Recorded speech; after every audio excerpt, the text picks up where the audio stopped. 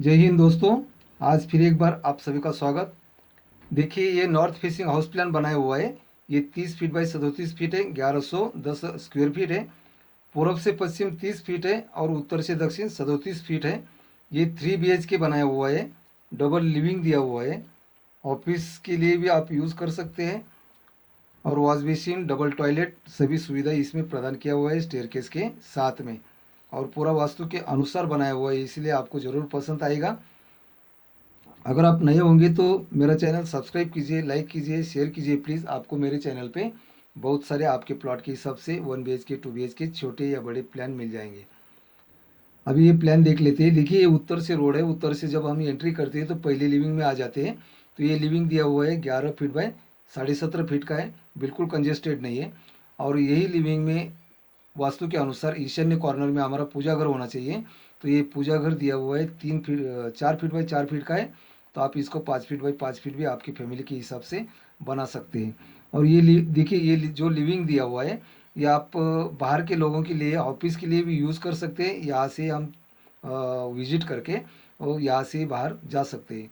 बाद में देखिए, यहाँ से जब हम एंट्री करते हैं तो हमारे प्राइवेट लिविंग में आ जाते हैं। तो ये प्राइवेट लिविंग दिया हुआ है 12 फीट बाय 17.5 फीट का, बहुत बड़ा लिविंग दिया हुआ है। ये पूरा स्टेयर के नीचे भी जितनी भी जगह है, ये पूरी हमें यूज़ करने को मिलती है। तो देखिए, ये जो लिविंग है, ये लिविंग के सामने हमें स्टेयर दिखाई देता है। तो ये स्टेयर यहाँ से अप होता है, तो हम यहाँ से स्लैब के ऊपर चले जाएंगे। स्टेयर बिल्कुल स्टेबल दिया हुआ है, 3 फीट चौड़ा है। और उसके बाद में उसका ट्रेड जो दिया है 10 इंच का है। और राइज़र 6 इंच का है। बिल्कुल स्टेबल बन गया है। इसलिए इसके ऊपर जाने के लिए लेडीज़ को या बूढ़े लोग को और बच्चे लोग को ऊपर जाने के लिए और आने के लिए आसानी से जा जा सकते हैं। बिल्कुल स्टेबल बनाया हुआ है। और दूसरा एक मेन बात ये भी है कि वास्तु के अनुसार हमारा जो ब्रह्मस्थल आता है, देखिए या सेंटर पॉइंट आता है, ये ब्रह्मस्थल है। ये ब्रह्मस्थल का भी हम पवित्र रख सकते हैं। इसी के ऊपर कोई भी बांधकाम निर्माण हमें नहीं दिया हुआ है। उसके बाद में देखिए, यही लिविंग में यहाँ डाइनिंग दिखाई देता है। तो ये डाइनिंग भी बिल्कुल हमारे किचन के सामने ही आ जाता है। तो डाइनिंग का भी यहाँ हमारा यूज़ बन जाता है।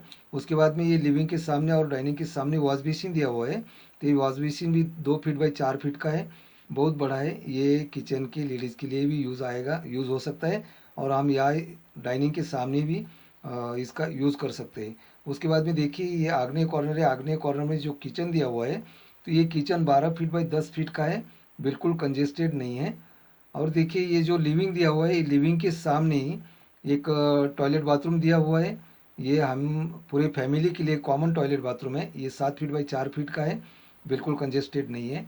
उसके बाद में चलिए अभी बेड देखते हैं। 3 बेड दिया हुआ है। देखिए, निवृत्त कॉर्नर में एक मास्टर बेड दिया हुआ है। तो ये master bed 11.5 feet by 10.5 feet का है। अटैच टॉयलेट बाथरूम है। 7 फीट बाई 4 फीट का टॉयलेट बाथरूम दिया हुआ है।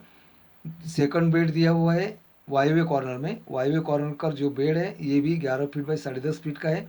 ये भी बिल्कुल कंजेस्टेड नहीं है। और तीसरा बेड जो दिया है, तो ये पूरब के साइड में लिविंग और किचन के बीच में मिड पॉइंट भी दिया हुआ है। तो ये बेड हम स्टडी रूम के लिए भी यूज़ कर सकते हैं, गेस्ट रूम के लिए भी यूज़ कर सकते हैं, बच्चों के लिए यूज़ कर सकते हैं। इसी तरह ये 3 बेड दिया हुआ है। और ये बाकी जो 2 बेड है, ये 2 बेड के लिए कॉमन टॉयलेट बाथरूम भी दिया हुआ है। देखिए, हमारा जो प्लान बनाया हुआ है, ये प्लान का आउटर का जितना भी बांधकाम है, ये पूरा 9 इंच का दिया हुआ है। और ये जो बीच वाला जो बांधकाम है, ये बीच का बांधकाम 6 इंच का निर्माण किया हुआ है।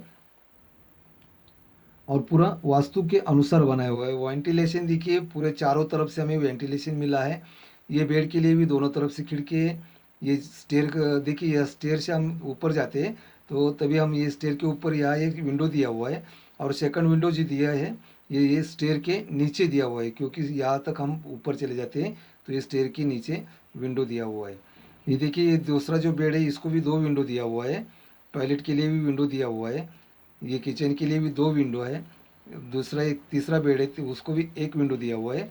और आगे का जो लिविंग है, उसको सामने से भी विंडो दिया हुआ है। और पूरब की साइड में भी विंडो दिया हुआ है। इसलिए हमें उत्तर से और पूरब से पूरी हमारी पॉजिटिव एनर्जी हमें मिलने के लिए बहुत सहाय होता है।